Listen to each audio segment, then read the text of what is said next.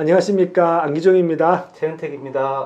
안기종과 최은택의 양양약 네 번째 시작하겠습니다. 오늘 어떤 주제 준비했죠?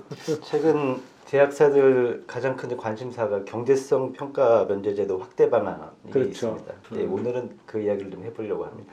보통 우리가 이제 그 의사 이러면 기성전 수과 이야기 하잖아요. 근데 제약은 기성전 경제성 평가 이제 요인데 내용이 조금 어려울 수도 있지만 어려운 거 다 빼고 핵심적인 내용에 대해서만 좀 하도록 하는데, 일단 먼저 최근에 보건복지부가 이제 경제성 평가 자료 제출 면제 대상 확대하는 이제 그 앞으로 계획을 발표했었잖아요. 네. 간단히 소개를 좀 해주시죠.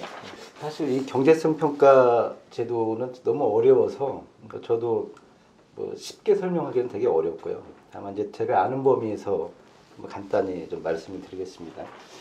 최근에 안 대표께서 방금 말씀하신 경제성 평가 면제제도 확대 방안, 이게 이제 심사평가원의 내부 규정을 바꾸는 내용인데요. 이게 풀네임은 경제성 평가 자료 제출 생략 제도입니다. 그동안에는 그 항암제 또는 희귀질환이면서 그 생존을 위협할 정도의 심각한 질환에 사용되는 약제, 이런 약제들이 이제 경평 면제 대상이 됐는데요.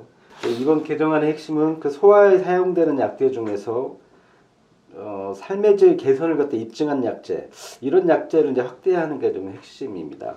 그 경제성 평가를 면제해주는 이제 요 핵심적인 내용은 뭐냐면 기존에 치료적 위치가 동등한 제품 또는 치료법이 없고 요 플러스 생존을 위협할 정도의 심각한 질환에 사용되는 경우, 이럴 때니까 이제 주로 항암제 같은 이쪽으로 좀 집중이 되었는데, 그 희귀질환 치료제 같은 경우에는 그 생존을 위협할 정도의 심각한 질환에 사용되는 건 사실 좀 아니잖아요. 네. 그런데 이제 희귀질환 입장에서는 이제 임상적으로 아주 의미 있는 삶의 질을 개선하는 경우, 이런 경우에도 신속하게 이제 이 약에 대한 접근권이나 사용을 좀 요구하잖아요. 근데 경제평가 제도가 착 발목을 잡고 있으니까 이제 이에 대한 요구가 있었는데 이번에 좀 이 확대하는 계획안을 발표한 거죠. 네. 근데 좀 제약에서 좀 완전하게 뭐 보여주기식 행정이 극치라는 이제 이런 비판도 하고 하던데, 왜 그런 거죠 이게? 제도를 좀 이해하기 위해서 이게 오늘 원래 이제 준비했던 순서를 좀 바꾸는 게 좀 좋을 것 같은데요. 예. 왜냐하면 이게 그 경제성 평가를 기반으로 하는 그 현 보험등재 제도 어떻게 진행이 되는지, 그렇죠. 예. 그걸 알아야 그러면 경제성 평가를 왜 면제를 해주는지 뭐 이걸 이제 이해할 수 있을 것 같고요. 어쨌든 지금 우리가 이제 보험의약품 정책에서 경제성 평가라고 하는 개념이 도입된 건 이제 2007년부터입니다. 그때 그 약제비 적정화 방안 일환으로 해서 이제 경제성 평가 제도가 이제 도입이 됐고요. 이 경제성 평가라고 한다는 건 핵심적으로 우리 이제 건강보험 재정이라고 하는 한정된 자원을 갖고 있잖아요. 한정된 자원이 있기 때문에 얘를 갖다 효율적으로 쓰는 게 되게 중요한데, 결국에는 약을 갖다 등재시킬 때 기존에 있는 대체 가능한 약제 얘하고 비교해서 좀 더 효과가 좋은 약을 좀 더 싸게 사거나 아니면 동일한 비용이라고 한다면 좀 더 효과가 좋은 약, 이런 걸 좀 선택을 해보자라고 하는 취지에서 도입이 된 게 경제성 평가 제도입니다. 그래서 모든 약제들은 이 경제성 평가 내지는 그 비용 효과성 평가를 통과해야만 지금 급여를 받을 수 있는 그런 구조로 되어 있죠. 그런데 문제는 이 경제성 평가 제도를 도입하다 보니까 이 경제성 평가를 위해서 필요한 이제 근거 생산이 어려운 약제들, 그러니까 항암제이거나 그다음에 그 희귀질환 치료제, 보통 이제 환자 수가 적은 약제들은 그 경제성 평가 그 근거 생산이 어렵다고 하는데요. 이런 약제들이 이제 급여 등재가 안 되는, 그러니까 2007년도부터 2010년 사이에 거의 등재가 안 되는 이런 일들이 이제 벌어집니다. 그래서 많게는 뭐 거의 7, 8년 동안 등재가 안 되는 항암제도 이제 존재를 했었고요. 당연히 환자들의 그 약제 치료 접근성에 대한 문제가 이슈가 될 수밖에 없었습니다. 그래서 그거에 대한 대안으로 이른바 이제 위험분담 제도라고 하는 게 이제 2013년에 이제 도입이 됐는데, 근데 문제는 위험분담 제도도 전제가 경제성 평가 자료를 제출하는 걸 전제로 하고 있습니다. 절차는 똑같으니까. 그러다 보니까 이게 경제성 평가를 할 수 없는 약제에 대한 출구도 필요하다. 해서 이제 2015년도에 이제 경제성 평가 면제 제도가 이제 도입이 됐습니다. 근데 사실 지금 생각해 보면 우리가 경제성 평가 제도를 도입을 할 때 예외적 출구로서 면제 제도도 함께 당시에 고민했어야 되는 게 아닌가 그런 생각이 지금에 와서 이제 들고 있습니다. 또 어쨌든 이제 경평 면제 제도는 2015년에 이제 도입이 됐고 21개 성분이 지금 경제성 평가 면제 제도로 이제 도입이 됐습니다. 그 항암제하고 네. 희귀질환 치료제. 네. 어쨌든 이제 경제성 평가를 면제 제도 이제 도입을 했는데, 근데 그 무작정 예외적인 통로를 갖다 넓힐 수는 없잖아요. 그러다 보니까 이제 대상을 딱 제한을 했죠. 그래서 이제 항암제, 희귀질환 치료제 이렇게 딱 두 개여야 하고, 그다음에 이게 경평 면제 제도 대상이 되려면 그 세 가지 카테고리를 갖다 충족시켜야 되는데, 그 하나가 이제 임상적 필요도, 그다음에 근거 생산의 어려움, 그다음에 재외 급여 현황, 이 세 가지 카테고리를 만족을 해야 됩니다. 이게 임상적 필요도는 이제 항암제 또는 뭐 희귀질환 치료제, 그리고 대체 가능한 그 치료법이나 약제가 없는 경우, 그다음에 치료적 이치가 동등한 제품이나 치료법이 없고 생존을 위협할 정도의 심각한 질환에 사용되는 경우, 이게 이제 임상적 필요도에 관련된 카테고리이고요. 근데 근거 생산의 어려움, 이거는 이제 삼상 조건부 없이 이상 임상만으로 뭐 식약처 허가받은 약제 뭐 이런 약제들이 해당이 됩니다. 그리고 그 3개국 이상 해외에 그 참조하고 있는 우리가 참조하고 있는 7개 국가 중에서 3개국 이상에서 이제 급여가 돼야 뭐 대상이 될 수 있습니다. 이 경평 면제 제도를 적용받는 약제는 2020년이죠. 그때 한 차례 대상이 확대가 됐습니다. 국가 필수의약품이면서 결핵 치료제, 항균제, 응급 해독제 뭐 이런 약제들로 한 차례 이제 확대된 적이 있습니다. 근데 여기에 이어서 이제 이번에 소아에게 쓰는 생명과 직결되지는 않지만 삶의 질을 개선한 약제 이쪽으로 좀 확대하려고 개선안이 나오는 것입니다. 뭐 사전에 말씀하셨었지만 이게 국정과제냐 뭐 이런 이제 의구심을 아까 제기하시던데. 그렇죠. 그러니까 이게 지금 계속 이제 이 기사에 보면 이 국정과제들 국정과제. 이 경평 면제 대상을 확대하는 게 국정과제는 뭐냐면 대통령이 국민한테 이 5년 동안 반드시 추진하겠다라고 하는 강력한 이제 하나의 약속이기 때문에 이 반드시 해야 되거든요. 근데 제가 이제 조금 전에 그 윤석열 정부의 110대 국정과제 봤거든요. 어디에도 경제적 평가 면제 대상 확대 이런 거 없어요. 네. 없고 제가 보니까 중증 희귀질환 치료제 신속 등재 도입 등 고액 의료비 부담 완화. 이게 국정과제 내용이거든요. 네. 여기는 포함이 안 되는데 네.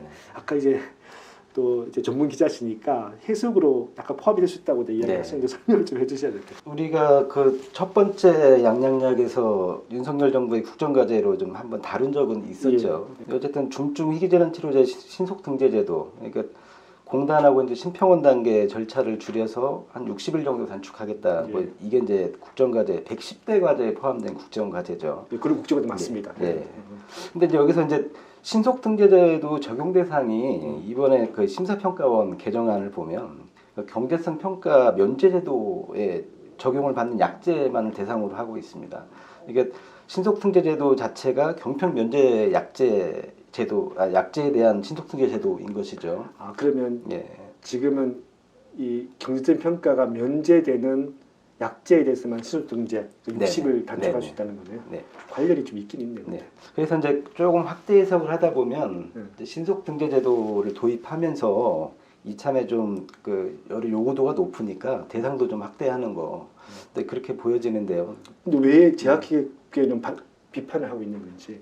크게 규정을 보면 이제 두 가지 정도로 볼 수가 있습니다. 근데 먼저 이제 그 소아, 이게 어쨌든 그 제약계는 그 동안에 희귀질환은 뭐 특성상 그 생명과 직결되지는 않지만 그 삶의 질이 굉장히 떨어지는 그런 약제들이 좀 많이 있죠. 그런 질환이나 약제들이요. 그래서 그런 그 생명과 직결되지는 않지만 삶의 질을 현격히 떨어뜨리는 약제, 그런 약제까지 좀 확대해주기를 이제 희망했었는데. 두 번째 이제 근거 생산의 어려움 카테고리에 들어 있는데 그 이후 이제 다목에 대상 환자가 소수로 근거 생산이 곤란하다고 위원회에서 인정되는 경우, 이런 경우도 이제 경평 면제 대상이 됐었죠. 근데 여기서 대상 환자 소수 이거를 갖다가 위쪽으로 이제 문구를 조정을 하고 근거 생산이 곤란하다 이 부분만 좀 남겨놓은 상태죠. 하다 보니까 그 대상 환자 소수인 거는 당연한 거고 추가적으로 근거 생산이 곤란하다를 갖다 이제 추가적으로 제약사들이 입증해야 되는 뭐 그런 상황이 좀 벌어질 걸로 이제 제약사들이 우려를 좀 하고 있어서 그래서 이제 반발하고 있습니다. 이거를 좀 요약하면 대상 확대에 대한 부분은 좀 아쉬움, 기타 항목에 대한 조정은 불만. 그렇죠. 그래서 아쉬움과 불만이 공존하는 개정안이다. 뭐 이렇게 볼 수 있을 것 같습니다. 그 제가 약간 정리를 네. 좀 해드리면 그 아까 이전에는 이제 아까 근거 생산 요건이 있죠. 네. 근거 생산 요건이 있어가지고 그 중에 하나가 대상 환자가 소수로 근거 생산이 곤란하다고 위원회가 인정하는 경우 이렇게 딱 되어 있어. 네. 이게 아마 소수라는 게 한 200명 정도 네, 기준이죠. 그렇죠. 그러니까 200명만 입증하면 따로 뭐 입증할 필요 없이 그냥 통과됐는데 이제 이 기준이 이제 대상 환자가 소수라는 게 빠지고 기타로 바뀐 거죠. 네. 기타로 바뀌다 보니까 기타니까 뭔지 모르니까 결과적으로 근거 생산이 곤란하다는 걸 입증을 또 해야 되는 일이 발생하다 보니까 이제 불만들이 쌓이고 있는 거고 네.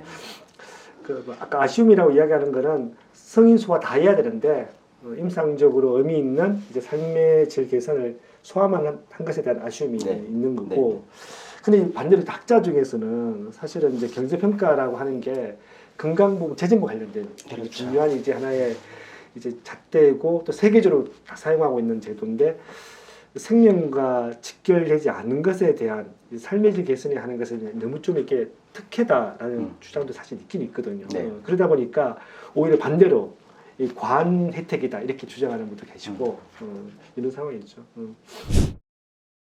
근데 지금 그러면 이 제도가 이제 해외에 있는지 계속 나온 이야기 우리나라밖에 없는 제도라는 네. 이야기 있잖아요. 팩트를 좀 확인해 주셔야 될 것 같아요.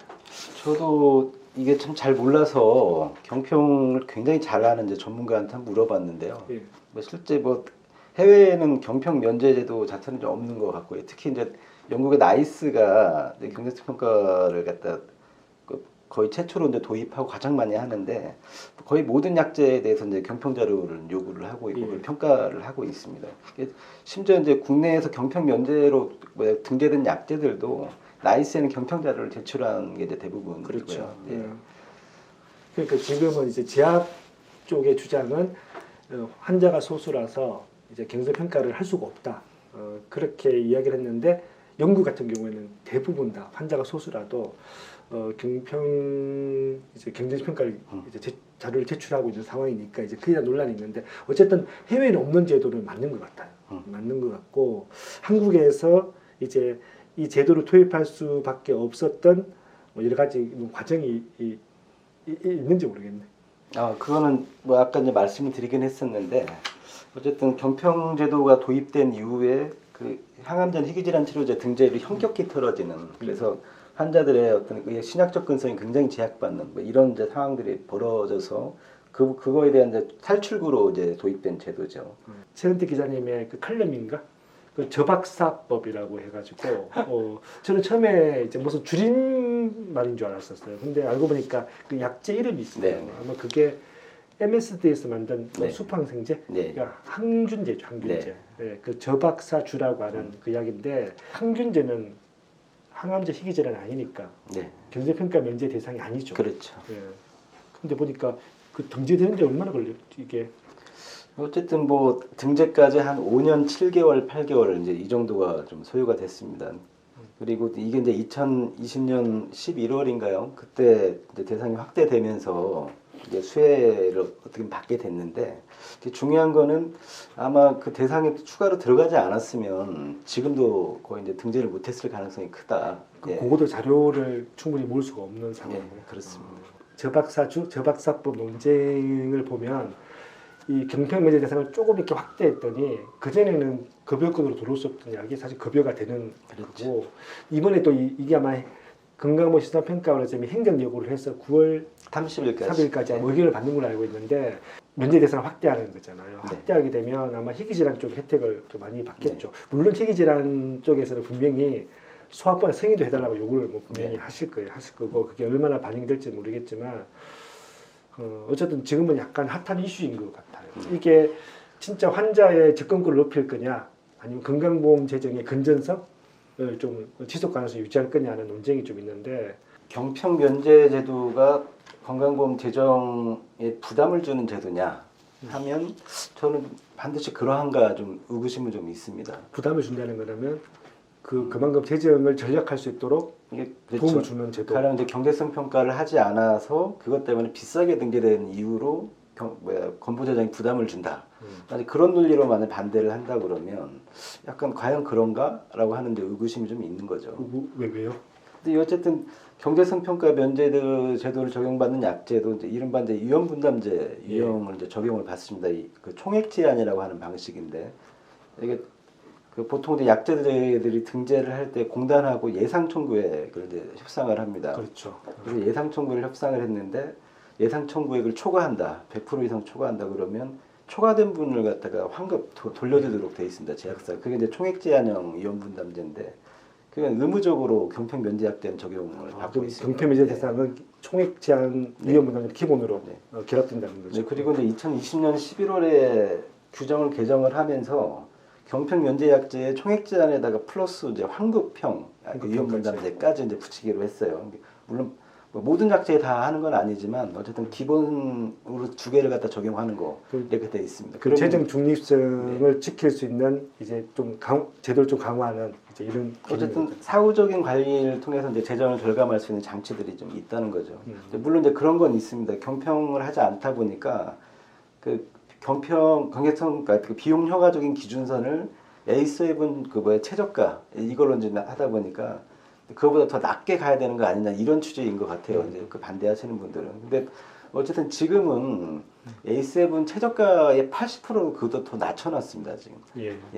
하다 보니까 경평 면제약제가 과연 재정에 부담을 주는 약제냐 이건 좀 의구심이 있고 아까 21개 성분이 그 제도 도입 후에 이제 등재됐다고 했는데 여기 실제 연 청구액을 보면 한 1,200도 채 안 됩니다. 가령 이제 우리 지금 논란이 되고 있는 그 콜린 알포세레이트라고 하는 이게 그 유효성 논란이 있죠. 뇌영양제라고 하죠. 네. 근데 이 약제 같은 경우는 그 1년 청구액이 거의 4천억이 나가거든요. 5천억 이야기하고 이게 뭐냐면 이걸 퇴출시켜야 된다라고 좀 정확히는 퇴출이 아니라 의료 기준 제한인데 그런 약제가 1년에 청구액 그것도 단일 성분이 4,5천억이 되는데 열심히 등재시킨 21개 성분이 1,200억이다. 그러면 수치만 놓고 봤을 때 과연 이게 재정에 부담을 주는 거냐? 이런 의구심은 좀 드는 것이죠. 그거는 좀 한번 연구를 하든지 평가를 할 필요가 있긴 있을 것 같아요. 그리고 이제 물론 그거는 있습니다. 지금 초고가 약제인 그 원샷 치료제 이른바 근데 이런 약제들은 이제 대부분 다 경평 면제로 이제 들어올 가능성이 크죠. 그러다 보니까 이제 이 너무 비싸니까 이거 자체는 이제 부담은 줄 수 있다. 뭐 이렇게 좀 이야기를 하는 것 같습니다. 근데 그러면 거꾸로 경평 면제 제도가 없으면 들어오지 못하는 약제 이게 들어오기가 굉장히 힘들 텐데 그러면 원샷 치료제는 급여하지 말자는 얘기냐? 뭐 이렇게 반문도 할 수 있을 것 같습니다. 사실은 이제 원샷 치료제 같은 초고가 약은 그 대부분 경평 면제가 되겠죠. 대상이 되는 건데 나중에 기본으로 위험 분담제 사후 평가가 다 기본으로 결합이 되어 있으니까 사실 그거는 또 어쨌든 뭔가 조정이 가능한 것 같아요. 제가 이제 정부 자료를 갖다가 출력해 놓은 게 있는데 이제 복지부가 이제 당시에 설명한 게 이게 있습니다. 그 경평 면제제도 도입 취지라고 해서 환자들의 접근성 향상을 위해 경제성 평가를 수행하기 어려운 극소수 환자를 대상으로 임상 시험을 한 희귀 약제 이런 약제들을 이제 대상으로 했습니다. 이 문구를 보면 경제성 평가를 수행하기 어려운 어떤 그 극소수 환자를 대상으로 한 약 이런 개념입니다. 한마디로 정부도 이 경평제도 면제제도를 도입할 당시에 극소수 환자를 대상으로 한 그 약제, 희귀질환 치료제들은 경평하기 어렵다는 걸 스스로 인정을 한 것이죠. 하기 때문에 경평 면제제도 자체를 가지고 이렇게 제도 자체를 가지고 문제 삼는 건 좀 자제할 필요가 있지 않나 그런 생각이 들고요. 제 개인적인 의견을 좀 이야기하면 경제성 평가 제도도 필요하고요. 또 경제성 평가를 할 수 없는 주로 보면 이제 환자가 적다든지 할 수 없는 경우에는 경제성 평가를 면제하는 제도도 반드시 필요한 것 같아요. 필요한 것 같은데 지금 이제 문제가 되고 있는 거는 이제 아마 지금 이제 개정되려고 하는 그 내용 중에 임상적으로 의미 있는 삶의 질 개선이라고 하는 이 기준이 너무 낮으면 면제도 남용될 수 있다는 우려가 좀 있는 거고, 그래서 아마 앞으로 어느 정도의 기준이 될지는 모르겠지만 기준 설정을 잘 하고 경제성 평가 면제 제도의 대상 약자는 기본으로 200명 미만이어야 되는 거예요. 네. 여기 그 규정에 나와 있는 소수의 환자의 개념이 신평은 내부 규정, 그러니까 공개는 돼 있지 않은데요. 내부 규정이 이제 200명 미만으로 되어 있습니다. 그러면 네. 소아만 승인도 해줘야 되는 거 아니에요? 뭐 당연히 뭐 그렇게 볼 수 있을 것 같습니다. 이게 핵심은 우리가 2015년도에 제도를 도입할 당시에 네. 제약사들이 이제 요청했던 거는 그 환자 수를 500명 미만으로 요청을 했습니다. 근데 정부가 500명 미만으로 이렇게 시뮬레이션을 해봤더니 너무 이제 넓어지는 거예요, 대상이. 그래서 500명 너무 곤란하다. 이게 해서 이제 이렇게 절충점을 찾아준 게 200명 미만으로 된 거거든요. 사실 이게 합리적인 근거는 없습니다. 왜 200명이냐? 그건 없는데 그 아마도 이제 정부가 대략 그렇게 범위를 좀 제한하고 싶어서 200명을 한 것 같은데, 어쨌든 200명 미만에 해당되는 약제 이렇게 많다고 볼 수는 없고요. 그러니까 아까 제약사들이 이제 불만을 제기했던 기타 항목, 그러니까 대상 환자가 소수 이거를 빼고 기타 근거 생산이 곤란하다고 위원회가 인정하는 경우, 근데 이걸로 이제 이번에 개정하려고 하는 거, 이거에 대한 부분도 마찬가지입니다. 그 앞서 얘기했던 것처럼 정부는 그 극소수 신평은 평가 기준에 의하면 200명 미만 이 환자들에 대한 이 환자들에게 쓰는 약제는 경평을 수행하기 어렵다라는 걸 인정을 해서 경평 면제들을 도입한 거죠.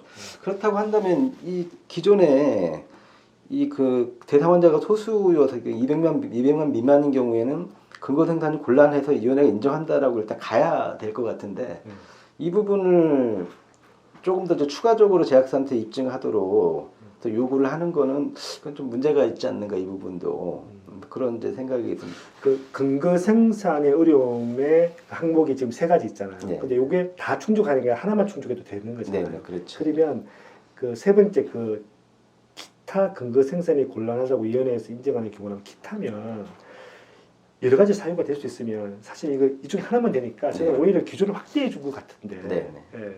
제약이 좀 약간 불만을 표하는 건 저도 이해가 좀 안 되는 부분이 있긴 있거든요. 아까 이제 안 대표께서도 말씀하셨는데 현재 그 문구를 읽어드리면 대상 환자가 소수로 근거 생산이 곤란하다고 위원회에서 인정되는 경우 이렇게 돼 있지 않습니까?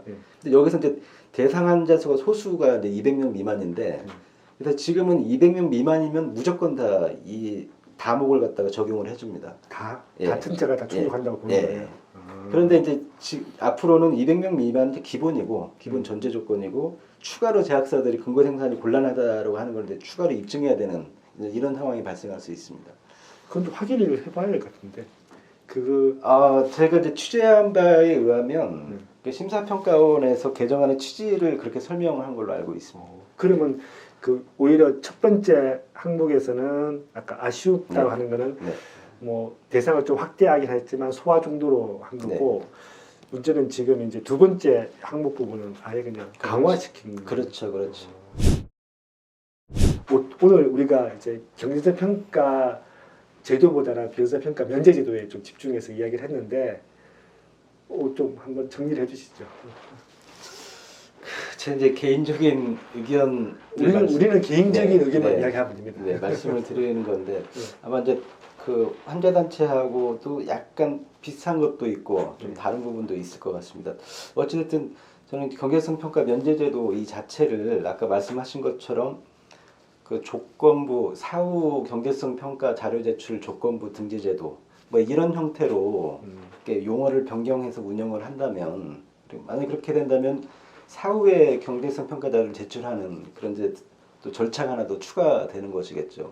물론 뭐 등재되고 5년이 지나도 근거 생산이 여전히 어려운 약제도 있다고는 합니다. 어쨌든 그런 약제들은 제약사가 만약 소명을 한다면 뭐 추가로 연장하던가 뭐 할 수도 있는 방법이 있을 것 같습니다. 어쨌든 그 논란이 되고 있기 때문에 경제성 평가 자료를 면제한다거나 생략한다거나 이런 것보다는 경제성 평가를 사후에 제출하는 걸 조건으로 하는 등재제도다. 이런 방식으로 변경을 하는 것도 좋은 방법이겠다. 뭐 이렇게 생각이 들고요. 근데 어쨌든 전체적으로 저는 그 제약사들이 이게 보여주기식 행정의 극치다 이렇게 이야기하는 게 뭐 어느 정도 이해가 됩니다. 그 지금 그 윤석열 대통령 그 대선 과정에서 또 국민의힘 대선 과정에서 그 소아 희귀질환 중심으로 해서 간담회를 많이 했었고 희귀질환 치료제에 대한 이제 보장성을 강화하겠다라고 이제 여러 차례 이제 언급을 했습니다. 근데 중요한 거는 이제 소아하고 이렇게 이제 소아 단체하고 이제 많이 간담회를 하다 보니까 소아에는 마치 이제 소아에게만 뭔가 이렇게 보여주면 해주면 뭐 다 되는 것처럼 이렇게 하다 보니까 이제 보여주기식이라는 말이 이제 나올 수밖에 없는 거죠. 근데 하지만 실제 이제 희귀질환으로 고통받고 있고 삶의 질을 위협받고 있는 환자들은 이제 성인 환자들도 굉장히 많죠. 예. 근데 그런 환자들한테 쓰는 희귀질환 치료제들이 여전히 등재가 되지 못하는 약들이 많다라는 거죠. 하여튼 이참에 제가 봤을 때는 완전히 확대하는 것이 아니라 어쨌든 소아뿐만 아니라 성인도 대상으로 하면서 좀 사후 관리를 조금 더 강화하는 방안. 아까 이제 그 안 대표께서 이제 제안하셨던 것처럼 사후에 가령 이제 5년 정도 시한을 정해놓고 경제성 평가 자료 제출을 리얼월드 데이터를 기반으로 제출하도록 하는 이런 사후 장치를 갖다가 강화하는 방식으로 하고 일단은 들어갈 수 있는 진입할 수 있는 문은 조금 더 열어주는 게 더 합리적이지 않을까 그런 생각을 해봤습니다. 예, 어쨌든 환자의 신속한 의약품 접근권에 되게 중요한 또 이제 아마 정부 쪽이 자주 이제 그 제도 중에 하나다라고 하는 게 이제 경제평가 면제제도인데 오늘은 약간 좀 이제 범위를 확대하는 것에 대한 약간 논란이 있어서 이제 그에 대해서 좀 정리를 해보는 시간을 가졌습니다. 그 저희들 두 분의 의견은 개인적인 의견이고 뉴스더 보이스와 이 환자단체연합회 의견과는 전혀 상관이 없다는 것을 밝히는 바입니다. 그럼 오늘 여기까지 하겠습니다. 오늘 수고하셨습니다. 감사합니다. 감사합니다.